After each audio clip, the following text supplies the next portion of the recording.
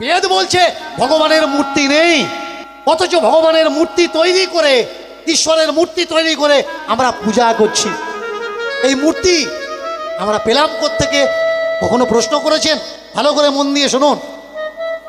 রাজা রবি বর্মা নামটা মনে রাখবেন। ভারতবর্ষের বুকে প্রথম রামায়ণ মহাভারতে যে ছবিগুলো ব্যবহার হয়, এই ছবিগুলো কালি দিয়ে লিখেছে, এঁকেছে কে? নাম হচ্ছে রাজা রবি বর্মা। রামায়ণ মহাভারতে যে চরিত্রগুলোর ছবি তুলে ধরা হয়েছে, এঁকেছে, তখন কল্পনা করে আঁকা যেত না। কারো ছবি আঁকতে গেলে তাকে সামনে দাঁড় করিয়ে রাখা লাগতো, বসিয়ে রাখা লাগতো, আর তুলি কাগজে তার ছবিটা আঁকা লাগতো। জানেন, যে লক্ষ্মী প্রতিমার ছবি রামায়ণ ভাগবতে আপনি দেখছেন, যে সীতা সাবিত্রীর ছবি আপনি রামায়ণ ভাগবতে দেখছেন, কাদেরকে বসিয়ে এই ছবিগুলো আঁকা হয়েছিল? শুনলে অবাক হয়ে যাবেন।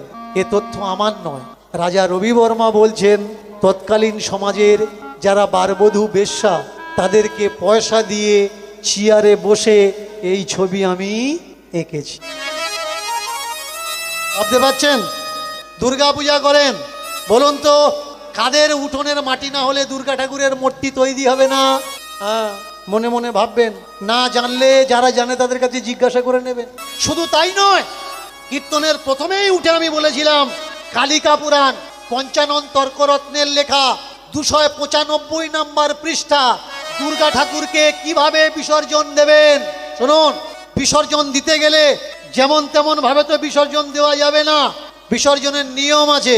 বিসর্জন মানে এই নয় ছোট হাতি নিয়ে আসবি, ডিজে ভাড়া করবি, মদ খেয়ে পাগল হবি, সিঁদুর কোথায় লাগাতে হয় জানিস না, মাথায় মুখে সিঁদুর মেখে পাগল হয়ে উলমাদ হবি। ডিজের জন্য ঠাকুর বিসর্জন নাকি ঠাকুরের জন্য ডিজে? আমরা ভুলে গেছি।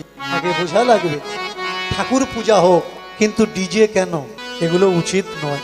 তোদের অল্প বয়স, তোরা নাচছিস ঠিক আছে, কিন্তু যে কটা বুড়ো পাড়ায় আছে ওদের কাছে গিয়ে খোঁজ নিয়েছিস?